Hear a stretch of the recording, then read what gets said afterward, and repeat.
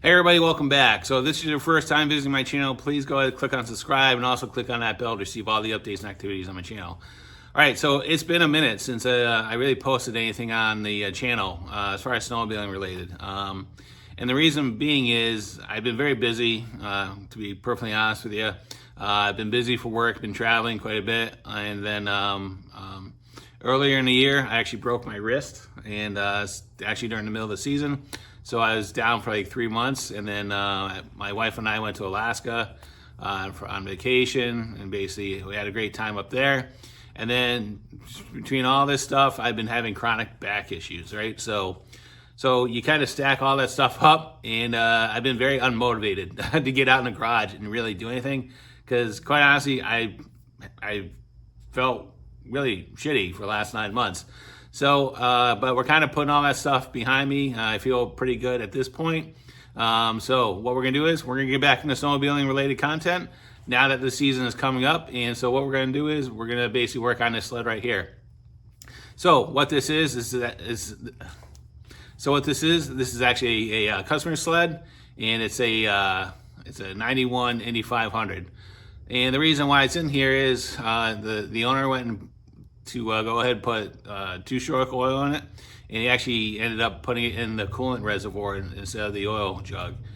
So what we have to do is we basically have to kind of remove the coolant reservoir, kind of drain all that stuff down, and basically clean that out, and then just do the normal service and get it ready for the season. You know, carbs, fuel line, and stuff like that. So with that being said, why don't we go ahead and take a look at the sled, see what we're dealing with, and formulate a game plan. Okay, so here's the patient. So before anybody gets too excited, no, it's not a triple. It's dealing with some identity issues right now. Somebody slapped a storm hood on it, so you know what? We'll leave all the triple stuff out to Todd Klein out of Minnesota. He loves those things. But out here, we'll stick with the twins. So yeah, so this sled, it's a 91 Indy 500, and like with most things, as it goes through time, they're going to evolve and change and everything else. So this thing has a set of ski skins on it, anodized bumper on it. If we look around it, the seat, it has a seat on there. It's definitely not the one from back in 91. You can tell from the seat covers and the clips and the way the tank is sitting in there. It's definitely not the right combination, but you know what? It works, I guess. So what we'll do is let's take a look underneath the hood. So again, like I said, it's a twin, not a triple. But again, this thing is what, 35 years old at this point? Again, the fact that it's still on the trail is kind of amazing. But you know, looking at the sled and the engine compartment, it kind of tells what happens over 35 years, right? So looking at the airbox, none of the clips are there. It's basically, I think it's held on by a zip tie. You know, it's got a cable holding the hood up. Basic chain case. Somebody installed a flush kit for the coolant, and then if we look at it a little bit below, that's the junction for the kill wire. Should be a separate connection in there. Somebody put a butt connector in there to make it permanent. The head was painted purple, looks like, at some point, I guess to match the hood. And then again, so the reason why it's in here is the owner mistakenly put two-stroke oil into the coolant reservoir. He sucked it out, but now it's at the point where it's contaminated. So we're gonna basically have to kind of remove the reservoir, clean it out, and then go from there. One thing I did notice when this thing came in, and if we look, it's leaking injection oil pretty bad. I'm not sure what's going on, but this thing also reeks of gas as well. So because of that and kind of like the general state of it, I'm just gonna take it out to the driveway and then kind of power wash it and get it clean and kind of figure out what we're dealing with and making sure we don't have any bigger issues. So well, why don't we pull this thing out to the garage, get it cleaned up, and get...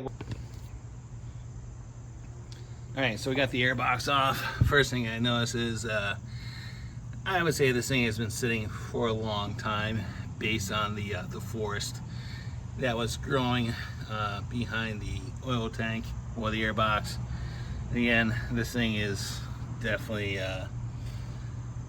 gonna be a challenge, I think. I think there's other things that are being going on with it, but let's go ahead and get rid of the forest out of there, spray this thing down, bag the carbs, and get it cleaned up.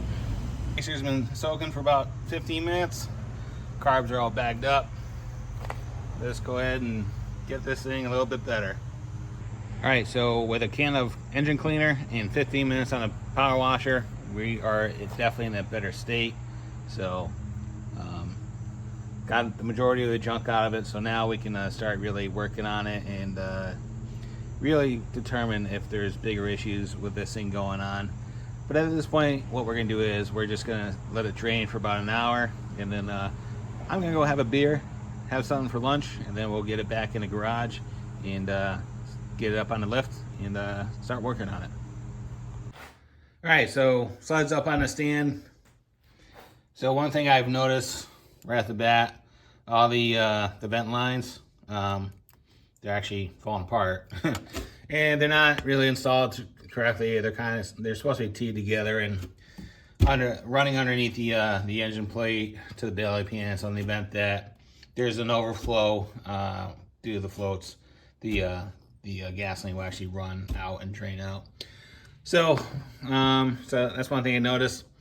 The fuel lines do look somewhat recent, but again, we are just going to replace all that stuff all the way up to the tank. We're also going to pull the line out of the tank, check the pickup line, and new fuel filter and everything else, drain the fuel. All right, let's go ahead and remove the carbs. All right, so carbs are off, and like I said, this is the reason why I cleaned everything, because I knew we had a oil leak, right?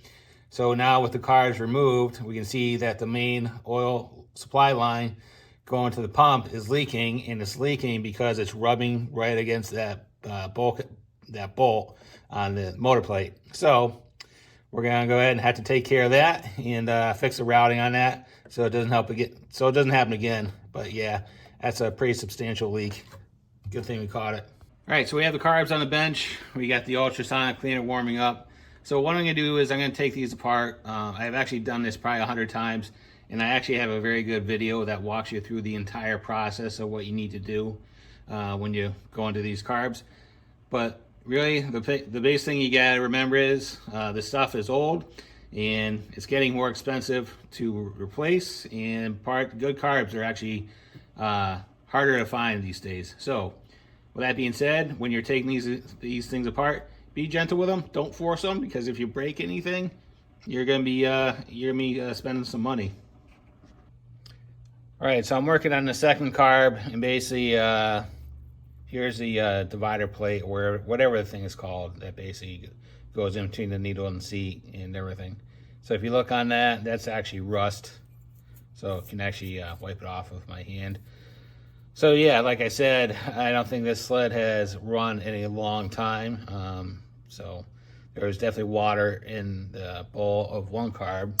That one actually was completely dry, but there was rust on it nonetheless. And this one, if you look, you can see the gas in there. It's very cloudy. And again, there's rust on this thing too. So again, this is why when you store these things, you want to make sure that they're out of the elements and drain the gas, because the ethanol in today's fuel collects water, and this is what you're gonna run into. So all right, let's go ahead and finish taking this carb apart and get it in the ultrasonic. All right, so while I'm waiting for the carbs to clean, I actually went ahead and pulled the case drains. Nothing came out of the PTO side, but quite a bit of fuel came out of the magneto side. You can see it collecting on the motor plate. So again, it's one of those things, while you're working on this thing, don't hesitate to pull the case drains, because you never know what you're gonna find. So I'm glad we did. All right, so we've gone ahead and removed the coolant tank, and this is what we're talking about. There's a bunch of two-stroke oil residue in there. So I'm gonna go ahead and clean this out. I'm just gonna put some citrus degreaser in there and try to break that down and get all the gunk out of it. All right, so the coolant reservoir looks pretty good. So I got the majority of that gunk out. So now I'm at the process of just installing new fuel lines and putting the chafing stuff on it. Just make sure nothing rubs. And another thing I did was the pulse line. So I replaced that. And the reason I replaced it is because there was a piece of poly blue line on it. And you're never supposed to put that on there, because what will happen is if the engine gets warm enough, that blue poly line, because again, it's just sucking air, it will get soft and it will actually collapse from the engine pulling a vacuum on it. So you never want to use that blue fuel line on that. Make sure you use a either like a 1/4-inch fuel line or something like that, something that's supported in it so it won't collapse. All right, so a little bit later, it's all back together, air box is in, everything's nice and neat and dressed. It's fairly clean, looks a lot better than it did. So when the owner dropped it off, he actually said there was fresh gas in it, and my initial thought was, you know what, let's just drain the tank and go from there. But again, he said it had fresh gas in it. So trying to start it, it popped off like once or twice. Couldn't get it to start again. So at that point, I decided to drain the tank. And so we actually have 10 gallons of 50-50 mix of gas and water. And so what I did is I put 4 gallons of fresh fuel with premix in it. And the reason why I put a little bit of premix in it, because again, I replaced that broken oil line. And even though I bled the oil pump, whenever I open up the line, I always want to make sure running a little bit of premix in the event that there is a little air bubble in there. And doing it that way with a little premix in the tank, it'll allow the pump to run and purge any air that's left over in the line. But so anyway, when I tried to start it, it wouldn't start. So I said, let's drain the crankcase again, and nothing but water came out of it. So I'll post some pictures in there right now.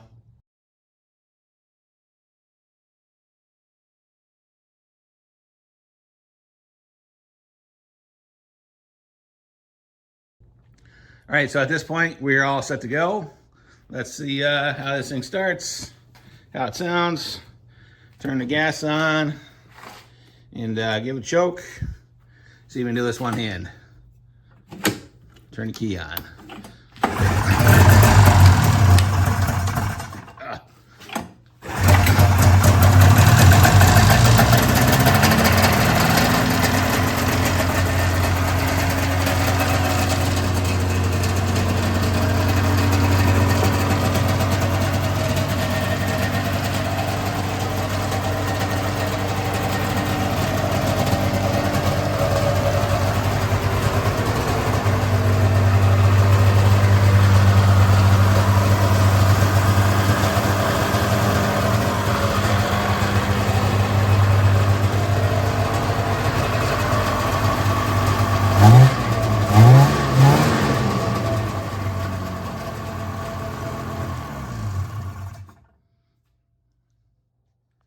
All right, so there we go. That 91 Indy 500 sounds pretty good for all things considered. My biggest fear is once we got it going, we're going to hear a lot of strange noises out of it, but it actually runs pretty decent. I'm actually kind of surprised. So if you do have one of these machines, and the best thing to do is, especially down here in southern New England, where the winters haven't been great, it could be a couple years that you actually, you're able to get any use out of them. And it's one of those things with today's fuel, the ethanol fuel, it's really detrimental to any small engine or anything like that, just because these things tend to sit. And honestly, the best thing you can do is, if you have something like this, just drain the tank. At the end of the year, run the cars completely dry. Don't worry about stabilizing the fuel or anything. Just get the fuel out of the system and then just run it dry and then go from there. If you want, after you purge all the fuel in it, what you can do is you can get like a gallon of the true fuel and basically put that into the carb bowls and just let it run. And then just after that, just shut it off. And then having that non-ethanol fuel in the bowls, probably the best thing to do, other than running them completely dry. All right, so that's pretty much it on the Indy 500. The customer is going to be here in about an hour to go pick it up. And probably the next thing we're going to do is I'm going to pull the Emily's Evo out of the shed, because when I broke my wrist last year, it wasn't used at all. And so that thing hasn't been used like in a year and a half. And basically it's going to be kind of a similar situation as this, where I never drained the fuel out of it. So I'm a, I don't practice what I preach. So I have to go pull the Evo out and basically run through the system on that and go from there. And it'll be a good video, because I don't think I've seen any maintenance videos on the Evos. So it'd be good to get into that. So, all right. So if there's any questions or concerns, go leave me a comment. I'll get back to you as soon as I can. And as always, thanks for watching and have a great day. See ya.